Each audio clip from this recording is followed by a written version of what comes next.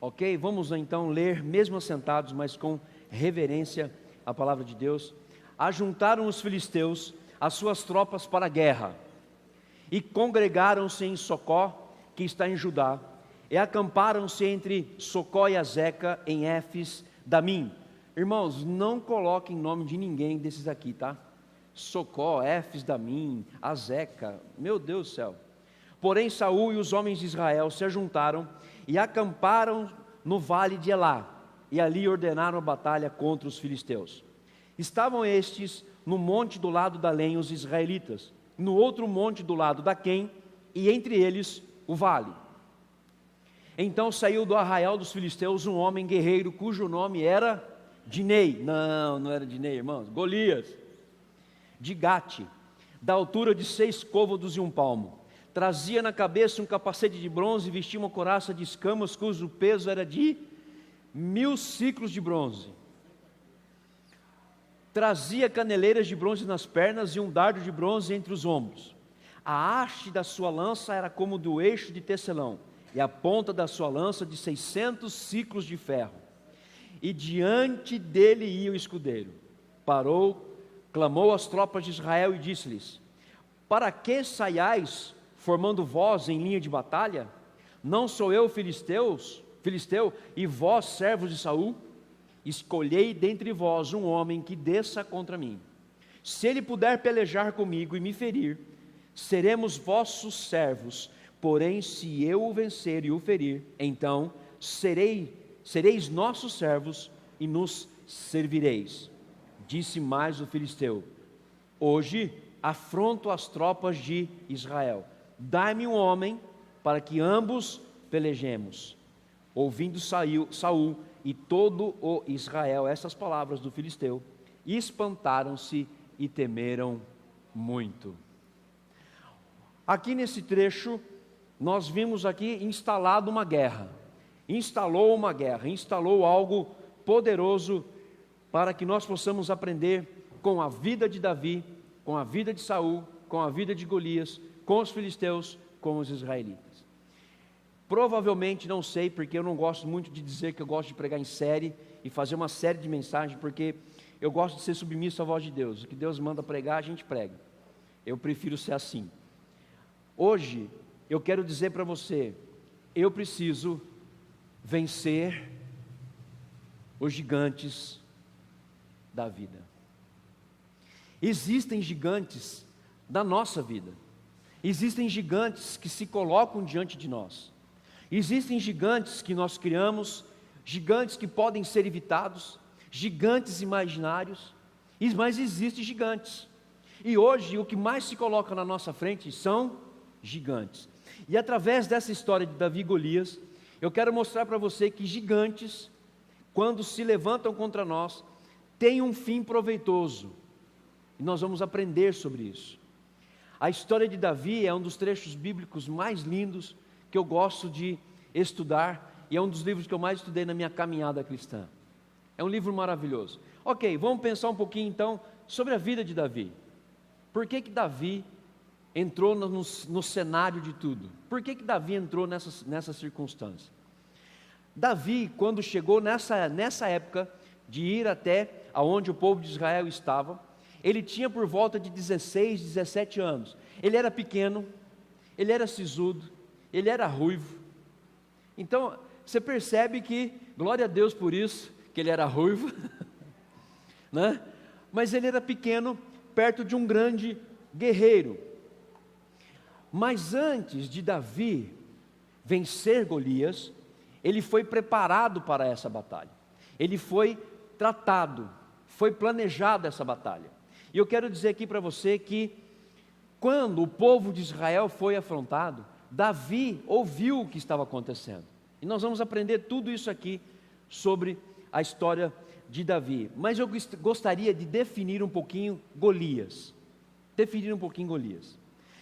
Altura de 6 côvados, por volta de 2,92 metros de altura. Queridos, quando a gente assiste a NBA, a gente vê homens ali com 2,10 metros, 2,15 metros, e nós nos tornamos gafanhotos perto desses caras. Eles são muito altos. Agora você imagina 2,92 m. Eu quero que você faça um teste. Onde você encontrar uma árvore, leva uma trena e coloque 3 metros de altura, marca e fique embaixo e entre embaixo para você ver como que você vai estar perto de 3 metros de altura. É complicado, eu tenho 1,85 m de altura, mas tem pessoas que são medianas, são mais baixas. Agora você imagina perto de um cara como esse. O grande fato que eu quero deixar aqui claro, Davi, ele não nasceu com 2,92 m de altura. Davi provavelmente deve ter nascido entre os seus 50 a 52 centímetros, que é uma média que nós podemos hoje dizer que nasce uma criança, pesando 4 quilos. Se é 6 quilos, tem que tomar cuidado porque já nasceu cevado, já nasceu tratado, né? Mas o que acontece? Irmãos, Davi, ele não chegou a 2,92 m por si próprio. Preste atenção, Golias. O que acontece, irmãos? Alguém precisou alimentá-lo, alguém precisou dar papinha, alguém precisou dar comidinha, alguém precisou colocar coisa na boca dele. Existe um princípio muito interessante só nessa altura de Davi. O primeiro princípio que eu quero passar para você é este: nenhum gigante nasce grande. Nenhum gigante nasce grande. Nós é que os alimentamos. Nós colocamos coisas para ele, alimentamos esse gigante vai ficando cada vez maior. Vamos um pouquinho mais à frente. O capacete, a couraça de Golias era de 5.000 ciclos de bronze, por volta de 60 quilos. 60 quilos. Deixa eu pedir aqui, quem tem 60 quilos aqui? 60 quilos. É você pegar aqui a esposa do Eduardo e colocar ela nas costas e tentar caminhar com ela por todo lugar. É pesado, irmão. Ô, rapaz, como é pesado, 60 quilos pesa. A ponta de ferro da lança de Golias, ela era de 600 ciclos. A ponta pesava 7 quilos. 7 quilos. Pensa numa ponta você segurando ou carregando de 7 quilos, irmão. Ele era muito forte. Mas o detalhe é que ele não ficou forte por si próprio. Alguém os alimentou. Eu quero deixar bem claro isso, com relação a nós vencermos os nossos gigantes. Que nós, muitas vezes, alimentamos os nossos gigantes ao ponto de deixá-lo tão forte e nós nos parecermos tão fracos. Mas essa história tem que mudar. Eu quero aqui falar sobre 6 personagens que existem dentro desse contexto de 1 Samuel capítulo 17. Primeiro, Saul, primeiro rei de Israel. Nossa, maravilha. Foi eleito pelo povo, foi um monarca criado pelo povo, desobedeceu a Samuel, como nós sabemos, ele acabou oferecendo sacrifício que não podia, e a consequência de Saul foi a morte física, moral e espiritual. Ele perdeu o reinado dele. Samuel, profeta escolhido por Deus para liderar o povo com funções específicas, ou seja, funções proféticas, sacerdotais e políticas.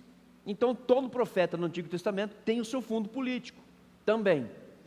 Seu nascimento foi um milagre. Quem lembra disso sabe que Ana estava chorando, e ela queria um filho e não tinha um filho. Mas Deus, em toda a sua soberania e propósito, sabia de tudo. Falou assim: eu preciso criar Samuel, porque Samuel vai intervir lá na frente com Davi, porque Saul vai pisar na bola, o povo vai eleger Saul e vai dar problemas. Aí Samuel tinha uma comunhão muito íntima com Deus. Vamos falar de Jessé, pai de Davi. Este homem tinha filhos. Um deles chamava Eliabe, que era o primogênito. Ele tinha preferência para Eliabe, por ser o primogênito. Até aqui tudo bem. Davi, filho caçula, pastor de ovelhas, pastoreava as ovelhas do seu pai. E nós vamos ver no texto as poucas ovelhas do seu pai. mas ele enfrentou Golias ainda adolescente. A habilidade de tocar harpa, porque o tocar harpa o habilitou para entrar no reino e ser trabalhado para ser rei de Israel. Davi não tinha no seu sangue a monarquia, não corria no seu sangue a monarquia, ele não era rei, ele era pastor de ovelhas, mas a habilidade que Davi tinha de tocar harpa e a necessidade de Saul, ele entrou juntamente aonde Saul estava, para aliviar Saul, ele tocava, para tirar a opressão de Saul, o espírito maligno que atormentava Saul. Ali ele começou a visualizar como era ser rei. Deus tem um propósito em tudo.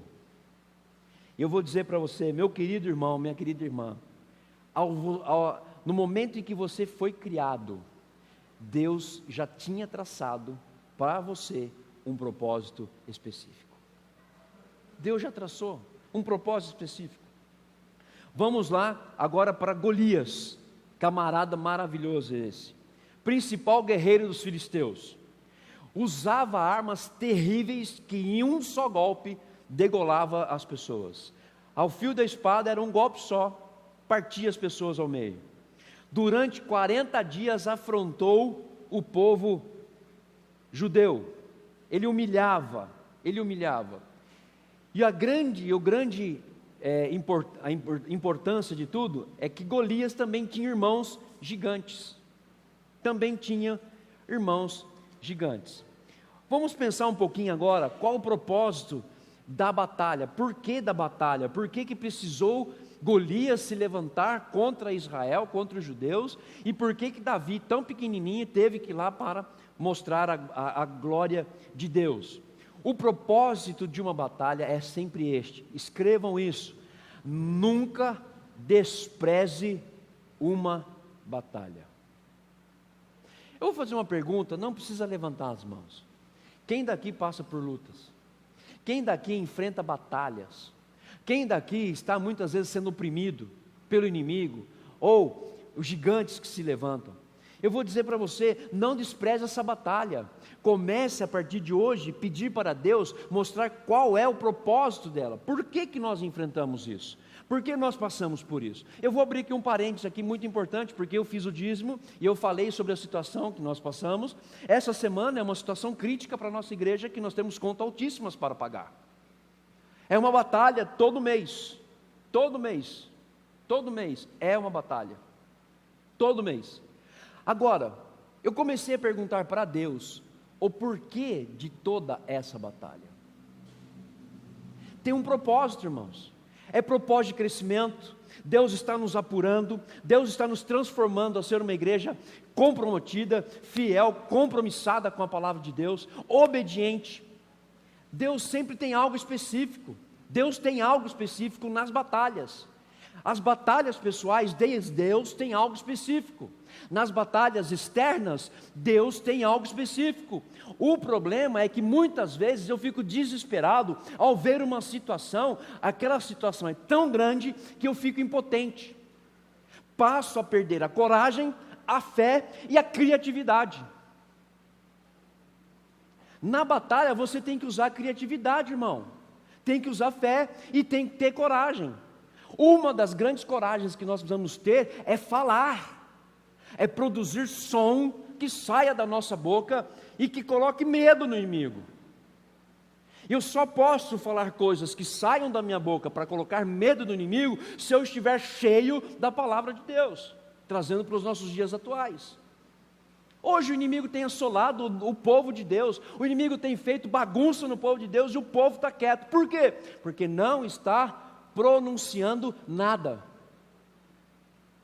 Nos tornamos covardes, sem criatividade e sem fé. Aonde está a tua fé diante desse Golias? Vamos viajar um pouquinho no texto agora, para que nós possamos entender os gigantes. 1 Samuel capítulo 17, versículo 4 a 7. Então saiu do arraial dos filisteus um homem guerreiro, cujo nome era Golias de Gate, da altura de 6 côvados de um palmo, trazia na cabeça um capacete de bronze e vestia uma couraça de escamas, cujo peso era de 5.000 ciclos de bronze. Trazia caneleiras de bronze nas pernas e um dardo de bronze entre os ombros. A haste da sua lança era como o do eixo de tecelão, e a ponta da sua lança de 600 ciclos de ferro. E diante dele ia o escudeiro. Pensa um pouquinho em Golias. Golias estava despreparado, irmão? Ah, boa! Se você falou que não, então tem um outro princípio aí para você. O inimigo, quando vem contra você, ele nunca vem despreparado. Não vem. Ele vem preparado, ele vem armado até os dentes, irmão. Ele sabe onde é o teu ponto fraco. E sabe quem fala para ele qual é o ponto fraco? Eu mesmo. Através das palavras que saem da minha boca. Ah, saiu da palavra, opa, já sei onde é o ponto fraco, vou agir ali. O inimigo, quando vem contra nós, ele nunca vem despreparado, irmão. Ele sabe quais as armas que ele vai usar contra a gente. Ele sabe. Agora, existem gigantes que nós criamos sozinho, e existem gigantes que são criados. Eu crio gigantes e tem os que são criados. E a gente vai entender isso. Por quê? A vida sempre tem a sua cota de dificuldade para todas as pessoas, quer seja branco, pardo, negro, mameluco, índio, brasileiro, português, francês, alemão, americano, qualquer pessoa no mundo tem sua parcela de gigantes que tem que ser enfrentados, irmãos. Não é exceção nossa. Agora eu sou pressionado, tem um gigante. Não é só você não, tem um monte de gente que está sofrendo com um gigante aí. Não é exclusividade sua, não é exclusividade sua. Faça chuva, como está fazendo agora, faça sol, cedo ou tarde, as dificuldades sempre vão aparecer. Ah, pastor, eu não estou vivendo em dificuldade nenhuma, minha vida está uma bênção. Então se prepare para a batalha, porque ele vai aparecer em algum momento. Ah, pastor, então o senhor está falando que vai acontecer? Não precisa falar, irmão. Não precisa falar que vai acontecer. É simples, vai acontecer. Vai acontecer. Agora, os gigantes são evitáveis. Os gigantes são evitáveis. Você sabia que eu posso evitar gigante? Você sabia disso? Que eu posso evitar gigante? Olha só, 1 Samuel capítulo 7. Parou, clamou às tropas de Israel e disse-lhes: para que saís, formando-vos em linha de batalha? Não sou eu, filisteus, e vós, servos de Saul? Gigantes que são evitáveis. Vou dizer aqui, existe um gigante que nós vamos encontrar em breve tempo, irmãos. Gigante do envelhecimento. Pode ser evitado? Pode. Por quê? Quando você trata bem o seu corpo. A velhice, ela pode ser boa ou ruim. Depende o que você come, o que você faz. Porque eu conheço pessoas com 90, 88, 87 anos que são mais vivas do que eu. E está na velhice. Como eu já disse, eu conheci um pastor em Manaus, na época que eu fui lá, 78 anos. O cara passando planejamento para 5, 20 anos, 15 anos. Eu falei, Senhor, ele não vai nem chegar lá. Mas com uma vida, com uma garra, com um ânimo, eu fiquei com vergonha. Eu falei, Senhor, eu não tenho metade que esse homem tem. É evitável? É evitável. Agora, irmãos, o que muda é a maneira como nós chegamos na velhice. Por que eu falo isso? Qual é o primeiro gigante que você encontra na velhice? Enfermidade. Você vai encontrar enfermidade, teu corpo não vai ficar lindo do jeito que está aí não, irmão. Teu corpo vai transformar e transforma todo dia. As células envelhecem, você vai perder o seu cabelo, você vai ficar de um jeito totalmente diferente e você vai ter que tomar muita atenção com isso. Por que eu falo isso? Porque é simples. Como eu posso chegar na velhice? Eu quero chegar bem, irmão. Eu quero chegar bem. Posso chegar até careca, mas eu quero chegar bem. Quero chegar bem lá. Agora, o que acontece? Olha só, para que saís formando-vos em linha de batalha? Não sou eu filisteu e vós servos de Saul? escolhei dentre vós um homem que desça contra mim. Qual foi o erro de Saul aqui? É simples, ele não exerceu diplomacia. Ele poderia ter evitado essa guerra? Poderia ter evitado essa guerra. Poderia ter chegado assim, vamos fazer o seguinte, vamos entrar num acordo aqui, vamos sentar, vamos bater um papo, vamos ver o que a gente pode fazer, o que é meu, o que é seu, e vamos entrar num acordo para acabar com esse negócio aqui. Você segue o teu caminho, eu sigo o teu caminho. Saul não fez isso, irmãos. Agora, havia uma guerra instalada ali. Saul não fez nada. Quem precisou fazer? Davi. Porque Davi viu a afronta que Golias estava fazendo com o povo de Israel. Aí existe também uma outra coisa: a guerra poderia ter sido evitada. A guerra poderia ter sido evitada. Agora, eu pergunto para você, quais são as guerras que podem ser evitadas no nosso dia a dia? Eu vou dizer para você, guerra do relacionamento entre cônjuge. Você está tudo bem, daqui a pouquinho começa um gigante do meio do nada. Levanta um gigante. Pronto, aí instalou uma guerra. Acabou instalando uma guerra. Guerra entre pais e filhos. Pais e filhos. E aqui pode ser pães também. Pães e filhos. Entendeu? Por quê, irmãos? Porque se nós não entrarmos num acordo, nós vamos viver em guerra. O que é preciso então fazer? Saul, ele não procurou saber quem era Golias, de onde ele era, de que maneira ele era, qual era a forma. Esse foi um dos erros de Saul. Ele não queria saber quem era o seu opositor. O que ele fez quando Golias se levantou contra o povo? Saul recuou. E agora? Não tinha nem mais unha, né? Pois a gente ter comido tudo.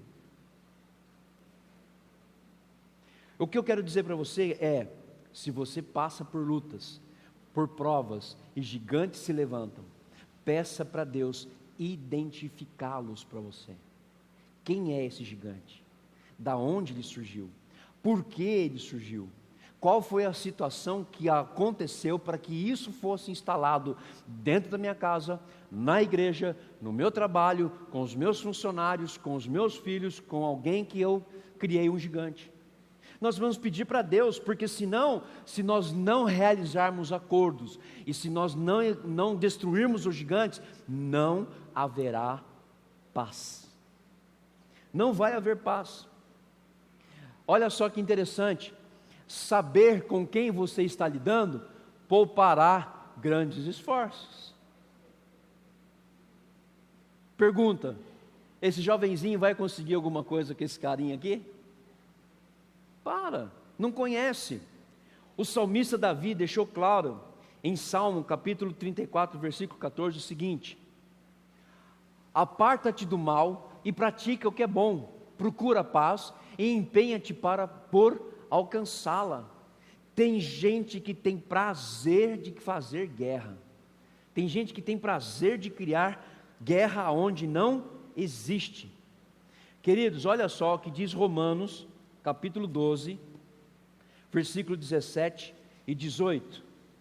Não torneis a ninguém mal por mal, esforçai-vos para quê? Para fazer o bem perante todos os homens, e se possível, quando depender de vós, tende paz com todos os homens. Olha só que interessante. E por que eu faço guerra em casa? Por que eu faço guerra com meu filho, com a minha filha, com o meu cônjuge? Faço guerra na igreja? Faço guerra onde não tem guerra? É tipo assim, nós temos uma necessidade de guerra, que é onde tem paz, você quer colocar o dedinho para virar guerra. Você quer colocar alguma coisa para transformar aquilo em guerra. Uma outra coisa, os gigantes são criados, nós criamos gigantes. Olha o que diz ali, presta atenção. Algumas batalhas são alimentadas por nós mesmos. Aqui eu vou fazer uma brincadeira com você. Gigante que nós criamos. Picanha é bom? Com aquela gordurinha ainda, melhor ainda. Então eu vou falar assim, você cria um gigante a partir do momento que você come picanha, come picanha, come picanha, come picanha. Aquela gordurinha vai se transformar num colesterol ruim, vai entupir a tua veinha, o teu coraçãozinho vai parar, vai dar um piti, e aí você vai reclamar que você não, que Deus não olhou você, que você não sei o quê. Você cria um gigante, irmão. Por quê? Não tem sabedoria naquilo que come. Aí dá um negócio, não, Deus, por que Deus permitiu? Deus permitiu ou você criou? Tem que tomar cuidado, irmãos. E nós muitas vezes criamos. Gigantes são adubados pelas decisões imprudentes e sem sabedoria que nós tomamos. Gigantes são criados. Gigantes são bons e são ruins. Os gigantes ruins fomentam a destruição. Gigante ruim vem para destruir, mas tem gigante bom. Por exemplo, gigante ruim, picanha, como eu falei, picanha é bom? É bom, irmãos, até um certo ponto. Passou daquilo, você já está entrando numa situação diferente. Vou contar a experiência que eu tive aqui em novembro de 2016, quando eu fui para o Pará, participar da formatura da minha sobrinha. O meu cunhado estava comigo, ele pegou, fez picanha de búfalo, irmão. Agora eu vou falar para você, pensa numa carne suculenta que você já comeu. Pensou aí, deu água na boca? A carne de búfalo é melhor ainda. É melhor ainda. O que o Mané aqui, Mané, fez? É bom. Foi comendo, e vamos embora. Qual foi o gigante que eu criei, irmão? Uma dor de barriga que só por Deus. Eu vim no voo pela misericórdia de Deus. Para você ter uma ideia, eu vim a maior parte do voo abraçado às pernas. E se acontecesse alguma coisa, ia ser salvo, irmão, porque eu já estava na posição fetal. Eu já estava assim já, ó. E só por misericórdia de Deus. E um voo que normalmente para parar é 3h20, 3h30, esse demorou 4h15. Por causa do mau tempo. E eu falando assim, Senhor amado, misericórdia. Gigante que eu criei, agora a culpa é de Deus? Não, irmãos, a culpa é de quem? Minha. Então gigantes, ele vem para nos destruir. Os gigantes ruins, ele vem para destruir. Existe uma coisa muito interessante entre gigante ruim e bom. Nós temos que ter muito cuidado com gigantes que desonram a Deus e levam a cada um de nós a desonrarmos a Deus. E isso nós vamos aprender no decorrer dos dias, no decorrer do tempo que Deus assim permitir nós ministrarmos. Queridos, existem gigantes bons. Os gigantes bons são aqueles que tratam com a nossa reputação. Os gigantes bons são aqueles que nós nos associamos e nós temos e damos a ele poder para fazer com que o nome de Deus seja exaltado. Existem gigantes bons. Por exemplo, para Davi, qual foi o maior gigante dele? Golias. O que ele fez? Exaltou o nome de Deus. Para Davi, o gigante foi a maior coisa e a melhor coisa que aconteceu na vida dele, porque ele foi lá e honrou a Deus. Então, todo gigante que você está sofrendo, você tem aí, preste atenção, veja se esse gigante não vai fazer com que você glorifique a Deus. Então fala assim, deixa eu ver o que esse gigante quer fazer.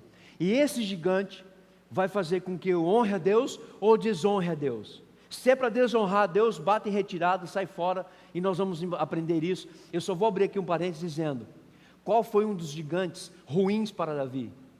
Alguém sabe ou não? Eliabe. Porque quando Davi chegou, o que Eliabe falou para Davi? Ô seu prepotente, arrogante, o que você está querendo fazer aqui? Aquele gigante, Eliabe, honraria a Deus ou desonraria a Deus? Desonraria a Deus. Sabe o que Davi fez? O que está acontecendo aí? Ele desviou do seu irmão. A palavra diz, desviou-se dele. É isso que eu estou dizendo entre os gigantes bons e os gigantes ruins. Outro gigante aqui que a gente pode ter na nossa vida, gigantes imaginários. A mente humana é fértil, irmãos. Cria gigante onde não tem. E quando você vai conversar com a pessoa falando do gigante, quando se conversa com a pessoa, fala assim, mas eu não estou vendo o que você está vendo. O que você está criando? Não, mas não tem nada aqui. Não tem gigante nesse lugar. Gigantes imaginários. Escrevam aí isso. Muitas das nossas preocupações nunca chegarão a se concretizar. Não vai, irmãos. Não vai. Mas é uma estratégia do diabo, é uma estratégia do inimigo, por quê? Porque ele lança ansiedade, ele lança preocupação, e aí você aceita aquilo nunca vai se concretizar na sua vida, né? E aí você fica o quê? Paralisado. O que aconteceu, irmão? Tem um gigante que diz que vai acontecer isso comigo. Tem um gigante que vai fazer isso, e eu agora não sei o que eu faço. Paralisou, por quê? É algo imaginário, é algo imaginário. Não vou tirar aqui o poder do diabo, o diabo tem poder, você sabe disso, mas Deus tem poder acima de tudo e de todas as coisas. Ele é soberano no inferno, Ele é soberano sobre o diabo, Ele é soberano sobre a terra, Ele é soberano sobre Ele mesmo, vamos dizer assim, para concluir a soberania de Deus. Irmãos, tem tanta gente que escuta tanta besteira, e cria um gigante, que nunca vai acontecer, irmãos, porque não conhece a palavra de Deus que diz, maldição sem causa nunca se cumpre. Vai chegar a pessoa e falar assim, nossa, vai acontecer isso com você. Vai mesmo? E agora? O que eu faço? Meu Jesus, e não sei o quê. A pessoa fica paralisada. Na realidade, não é isso, irmãos. Nunca vai acontecer aquilo, porque maldição sem causa não se cumpre.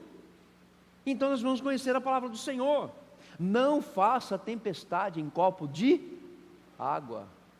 Não faça tempestade em copo d'água, irmão. Não tem como você fazer tempestade em copo d'água. Para com isso. Para. E a tempestade que você está criando não é a tempestade que precisava ser batalhada e lutada e enfrentada, vamos dizer assim. Olha só uma coisa interessante, Mateus capítulo 6, versículo 34.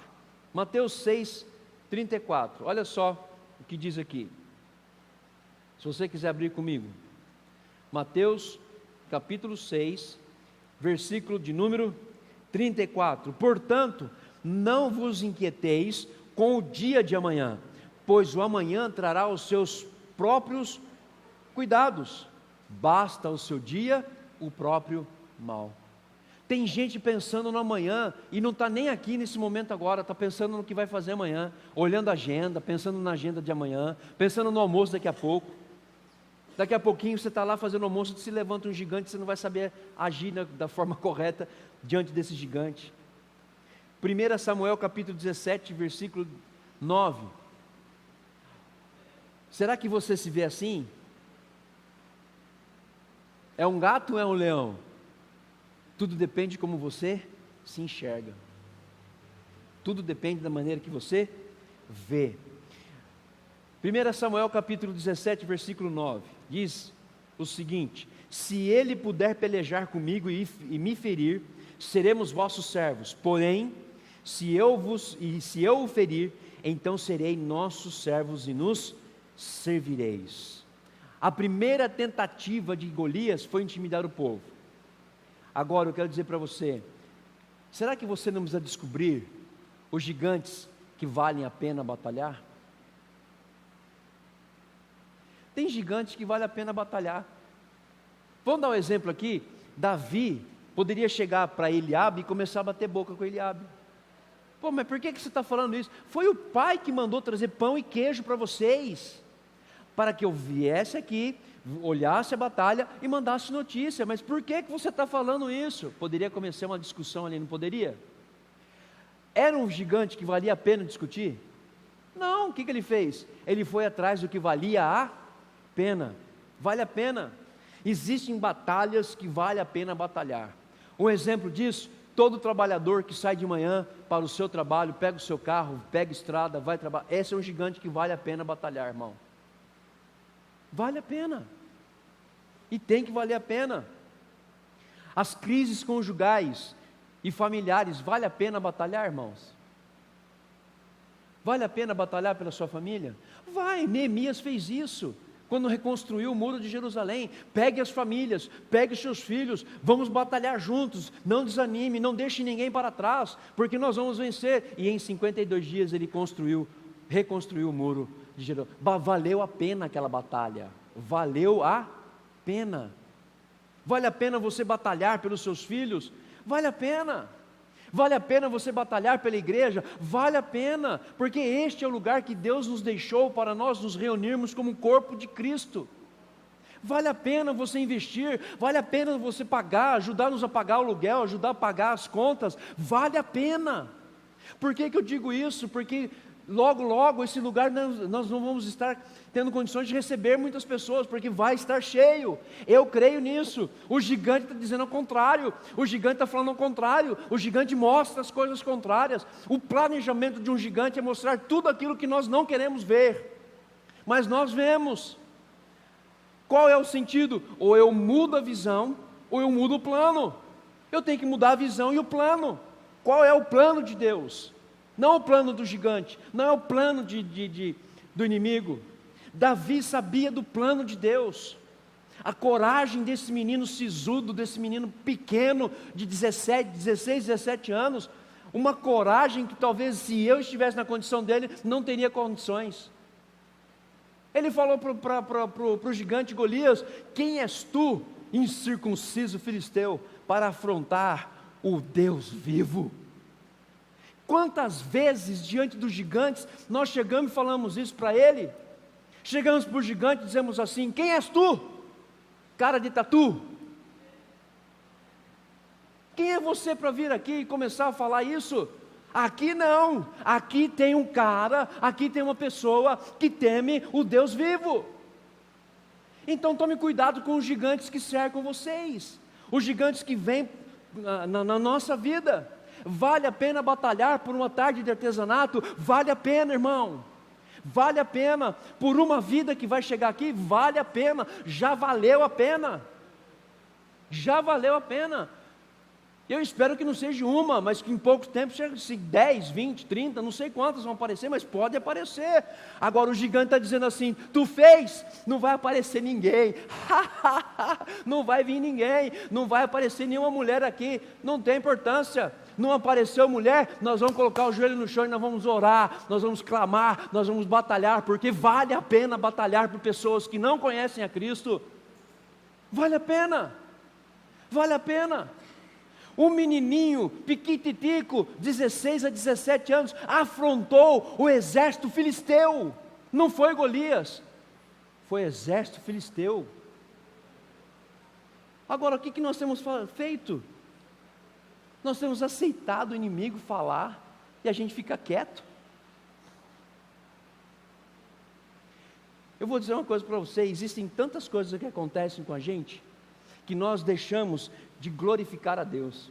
Uma delas é quando você vê uma dificuldade, quando você presta Enem, vai para o SISU e vai para o ProUni, ou vai, nossa, eu não sei se eu vou conseguir entrar. Não, qual é o gigante?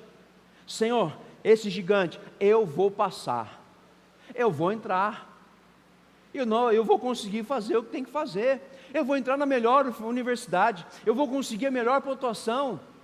Sabe o que acontece? O pessoal coloca as coisas, estuda assim, e quando vai estudar, abre ali, meu Deus do céu, física quântica.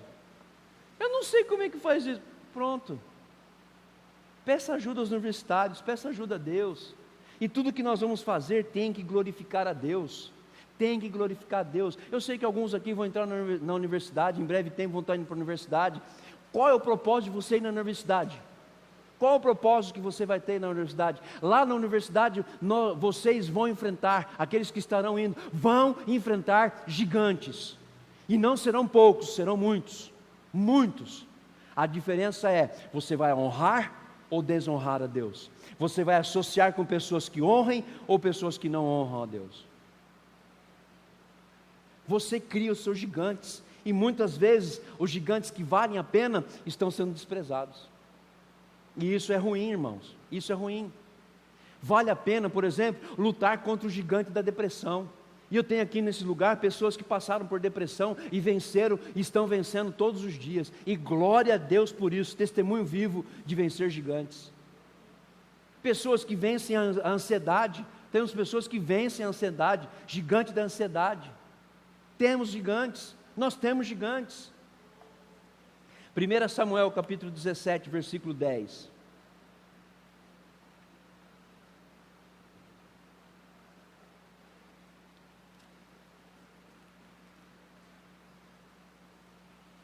Primeira Samuel 17, 10. Disse mais o filisteu: hoje afronto as tropas de Israel, dai-me um homem, para que ambos pelejemos. Eu vou dizer aqui para você, se você enfrenta gigantes, se você tem luta, se você tem batalha, Deus está falando assim: quem vai se levantar hoje para vencer essa batalha? Deus não vai se materializar aqui uma pessoa,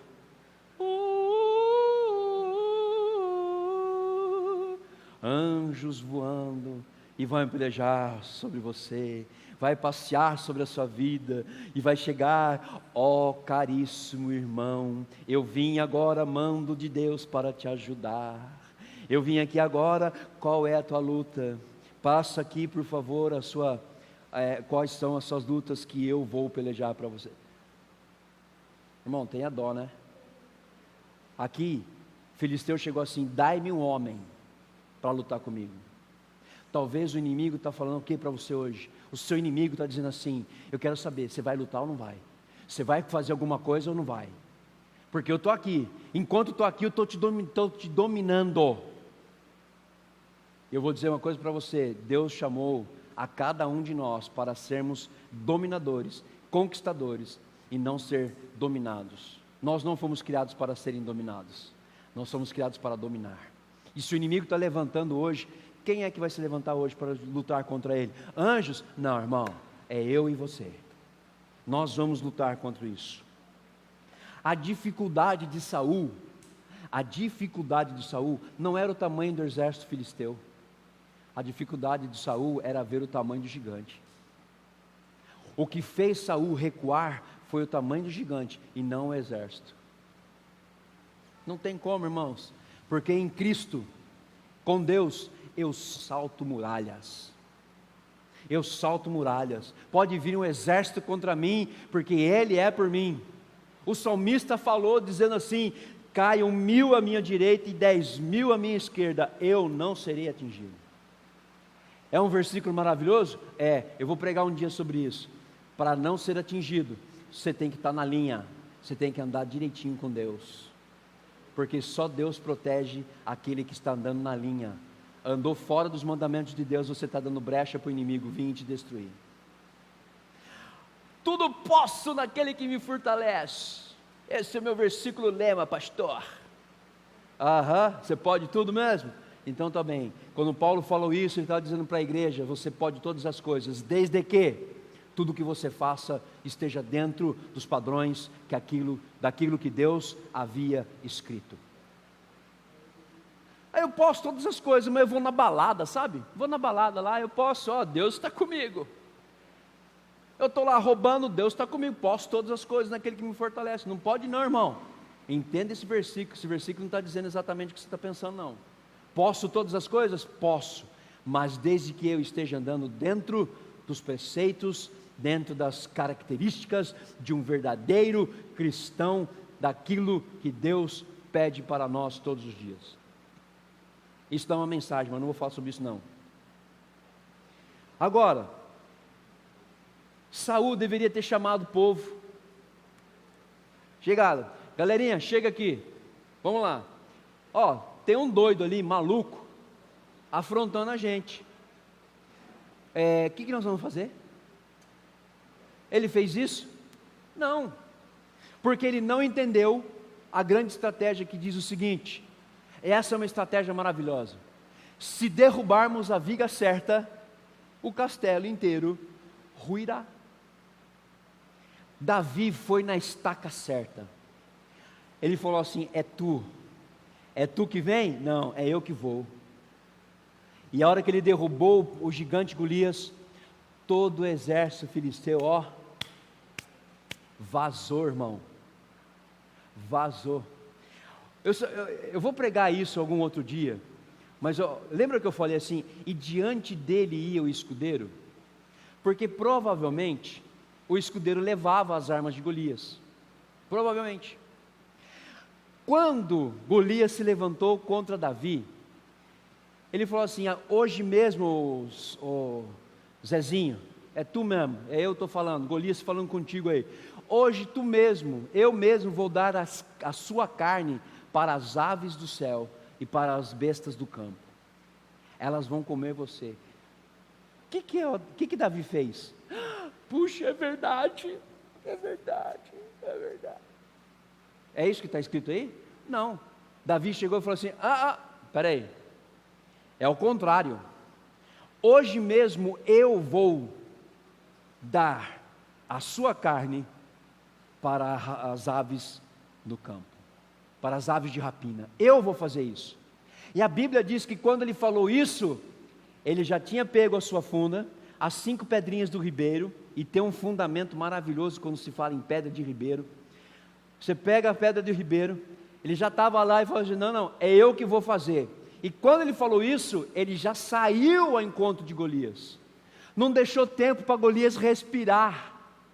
Eu fico imaginando Golias, quando viu aquele molequinho de 16, 17 anos, vindo com tudo em cima dele, ele falou assim: cara, e agora? Eu estou perdido, me dá as armas aí. Já era, perdeu o playboy, porque quando ele tentou pegar e se equipar, ele já recebeu uma no meio da testa e caiu mortinho da Silva. Tem um outro princípio que eu vou pregar numa outra mensagem. Quando o gigante te afrontar, não fique parado esperando ele vir até você, vá contra ele, se movimente, vá contra ele, vá contra ele. O que o gigante está falando para você, irmãos? O que o gigante está todo dia dizendo? Não vai conseguir. Eu vou, é o seguinte, eu vou, viu? E diz aqui a palavra do Senhor: eu posso, porque eu sei que Deus cuida de mim em todo o tempo. A gente fica parado. E se Davi tivesse assim: vai, Golias, se arma aí, vamos lá, se arma aí. Não, a hora que Davi falou, ele saiu enquanto Golias falou assim, abriu 2 olhão regalados desse tamanho, e falou assim: meu Deus do céu, agora a casa caiu. E caiu mesmo. Não lute batalha certa na hora errada.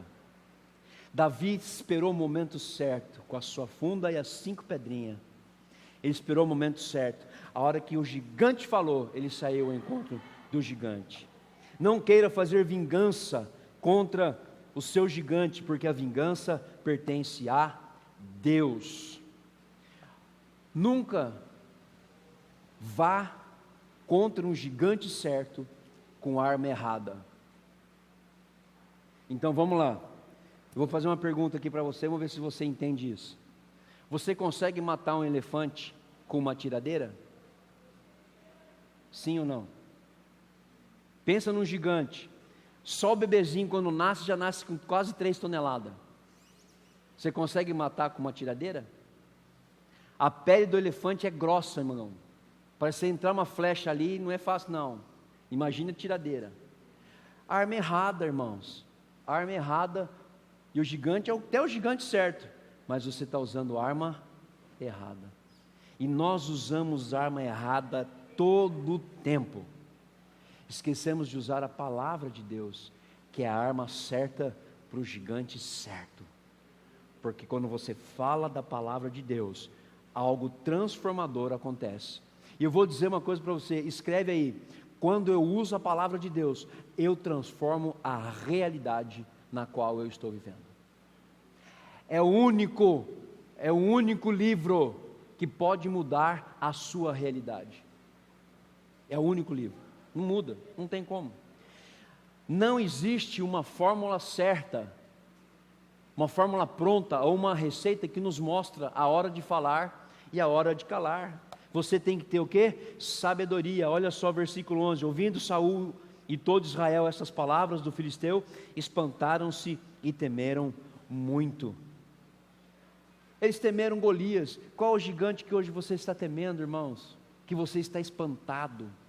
Eu vou dizer para você, gigante das brigas familiares, gigante do conflito de trabalho, gigante da dívida, gigante do desemprego, gigante da doença, que pode agravar conforme os dias vão passando, gigante do peso.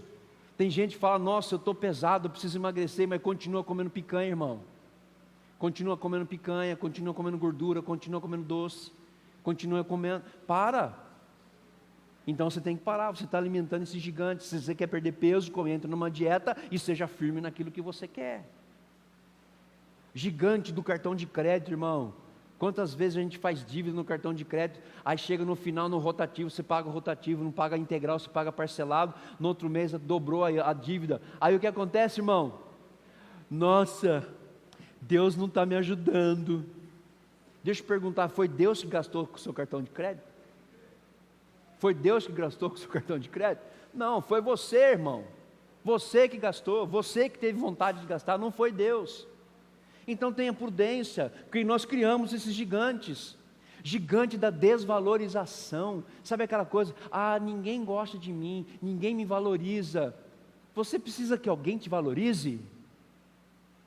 Você precisa que alguém te fale de valorização? Se Deus está dizendo que você é a maior e perfeita criação que Ele já fez na face da terra, você é especial para Deus, a sua família é especial para Deus, os seus filhos são especiais para Deus, e nós queremos o quê? Confete, palavras de amor, palavras de carinho. Não estou dizendo que não possa fazer, mas não espere isso de ninguém. A palavra faz isso. A palavra me anima, a palavra me valoriza, a palavra faz. E como tem sido acalentador isso? Aí surgem os problemas do gigante, aí faz o quê? Surge o medo. O medo, 1 Samuel capítulo 17, versículo 11, ouvindo Saul e todo Israel essas palavras dos filisteus, espantaram-se e temeram muito. Agora, um provérbio alemão diz, o medo faz o lobo maior do que ele é. É simples. O lobo é pequenininho, mas o medo faz com que ele se torne um leão. Não tem como. E aqui, busque uma percepção correta do seu gigante. Eu digo para você, não aumente o gigante, aumente você. Aumente você. Seu gigante é grande, você é maior que ele. Seu gigante é enorme, você é maior do que ele. Você é maior do que ele. E nós vamos vencer isso, em nome do Senhor Jesus. Se desejamos feitos extraordinários como Davi, precisamos derrotar os Golias que surgem da nossa vida, que nos impede de realizar feitos extraordinários. Eu faço uma pergunta aqui, você gosta e quer realizar feitos extraordinários? Quem gostaria de realizar feitos extraordinários? Eu quero realizar feitos extraordinários. Agora, eu tenho que matar o Golias que impede de realizar esses feitos extraordinários. Por quê, irmãos? Davi, pela fé, foi lá e destruiu o gigante. Eu vou dizer para você, eu também creio, queira você ou não, eu creio que nessa manhã gigantes vão cair. Todo gigante é invencível. Golias era invencível, até o momento que alguém foi lá e o derrubou. Todo gigante se torna invencível quando você não vai lá e não o derrota. A partir do momento que você vai lá e o derrota, fala assim, já era, pode vir o próximo que eu já sei o que eu vou fazer. Eu já sei qual é a estratégia que eu vou usar. Não posso ser paralisado, irmãos. Nós temos sonhos, quem daqui tem sonho? Tem sonho? Então, irmãos, por que você não realiza esse sonho? Porque sonho só se torna sonho quando você realiza ele. O sonho realizado é a melhor coisa que existe. Você vai lá e realiza um sonho. Por exemplo, pintamos a parede preta aqui, glória a Deus, está até chovendo água ali, olha que beleza. Está descendo água pela parede. É o rio de Deus, irmão.